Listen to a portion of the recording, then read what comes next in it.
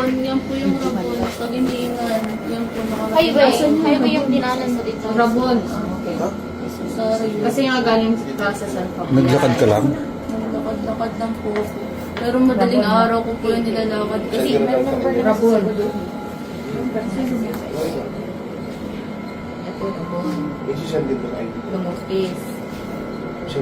Ang layo na po ng nilakad mo pala, ma'am, no? Kasi ayun po. Malayo. Bakit? Saan ka naglalakad? Alam mo ba daan? Nakita ko itong 2 days before po ngayon. Nakita ko lang po yung kubaw.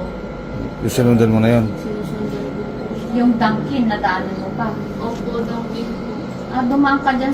Well mga kapupong, sa loob ng halos 3 linggo, maraming tao ang tumutok sa paghahanap kay Shera De Juan, isang bride-to-be mula sa Quezon City na biglang nawala ilang araw bago ang kanyang kasal.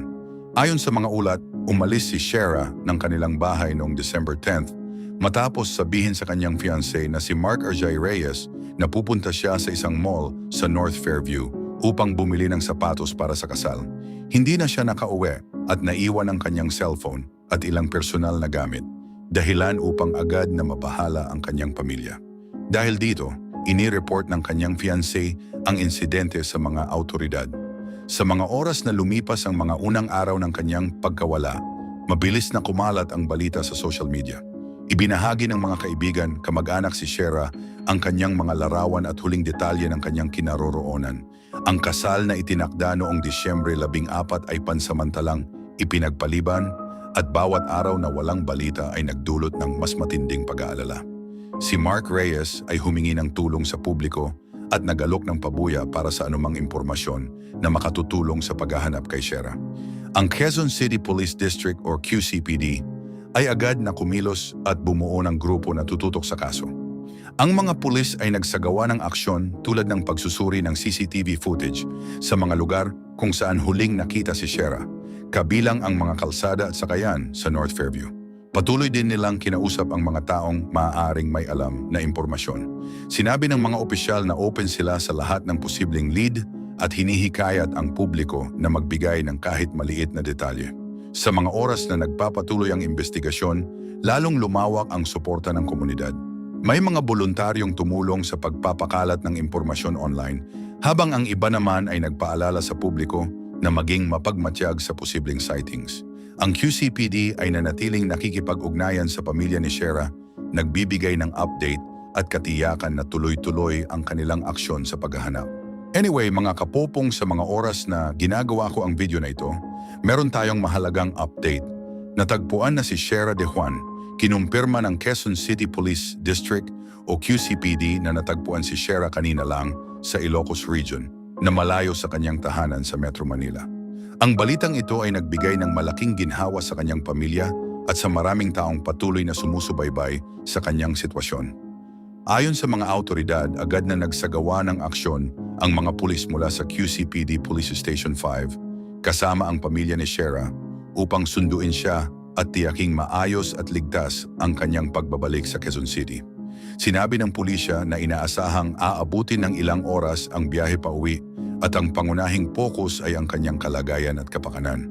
Sa ngayon mga kapupong, hindi pa inilalabas ang buong detalye kung paano siya napunta sa Ilocos Region. Ipinaliwanag ng mga opisyal na mas mahalagang mabigyan muna si Shera ng sapat na oras upang makasama ang kanyang pamilya at makapagpahinga. Sinabi rin ng QCPD na maaaring maglabas ng karagdagang impormasyon sa mga susunod na araw kung kinakailangan. Ang balitang ito mga kapupong ay nagdulot ng pag-asa at pasasalamat at muling nagpaalala sa kahalagahan ng pagtutulungan ng komunidad at maagap na aksyon ng mga autoridad sa mga ganitong sitwasyon. Well mga kapupong, patuloy na pinagdurugtong ng mga investigador ang mga pangyayari na may kaugnayan sa former Department of Public Works and Highways Undersecretary na si Catalina Cabral. Matapos lumabas ang bagong impormasyon mula sa mga autoridad at Senado na naglagay sa kanyang pangalan sa sentro ng dalawang mahalagang usaping pambansa.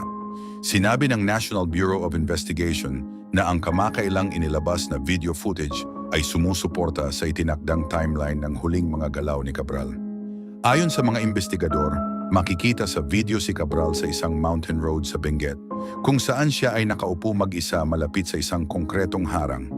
Ipinaliwanag ng mga opisyal na ang oras, lokasyon at mga palatandaan sa paligid na makikita sa footage ay tumugma sa impormasyong nakalap sa kanilang mga aksyon sa lugar.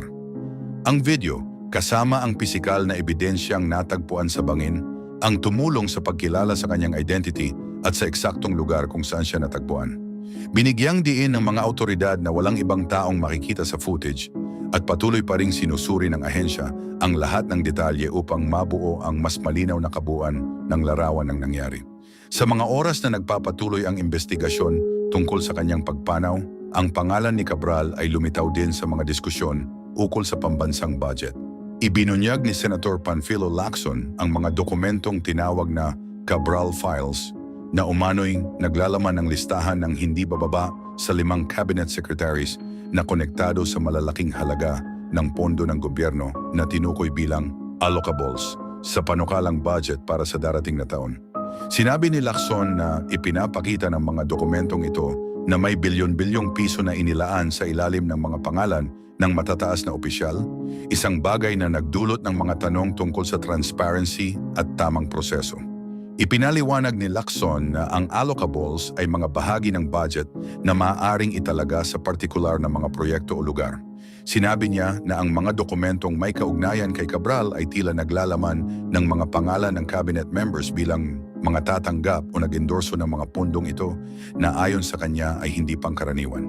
Binigyang diin ng senador na ang kanyang mga pahayag ay hindi akusasyon kundi panawagan para sa paglilinaw. Sinabi niya na may karapatan ng publiko na malaman kung paano binalangkas ang ganitong mga alokasyon at kung nasunod ba ang umiiral na mga patakaran. Dagdag pa ni Lacson mga kapupong, si Cabral ay nasa posisyong may access sa detalyadong impormasyon ukol sa budget, lalo na para sa mga infrastructure programs tulad ng flood control at road development. Sinabi niya na ang ganitong mga proyekto ay karaniwang may malaking pondo ng bayan at nangangailangan ng mahigpit na oversight. Hinikayat niya ang mga budget officials at department leaders na ipaliwanag ang mga nakasaad sa mga dokumento at kumpirmahin kung ang mga ito ay tunay at wasto. Well mga kapupong, ang ilang opisyal ng gobyerno na nabanggit sa mga diskusyon ay tumangging magbigay ng komento o nagsabing handa silang makipagtulungan sa anumang formal na pagsusuri. May ilan ding nagsabi na ang proseso ng budget ay dumaraan sa maraming antas ng pagrepaso at pag-apruba at ang paglabas ng mga pangalan sa working documents ay hindi agad nangangahulugan ng anumang paglabag. Anyway, mga kapopong, ang patuloy na investigasyon sa huling mga oras ni Cabral at ang usapin tungkol sa Cabral Files ay nagbigay diin sa kahalagahan ng accountability, maayos na dokumentasyon at transparency sa pamahalaan. Patuloy ang mga aksyon ng mga autoridad sa parehong usapin at iginiit nila na ang anumang magiging konklusyon ay ibabatay sa beripikadong ebidensya at tamang proseso. Habang umuusad ang mga investigasyon, nanawagan ang mga opisyal ng pag-unawa at pagiging fair at iginiit na kailangang ganap munang mailatag ang mga katotohanan bago maglabas ng anumang paghato.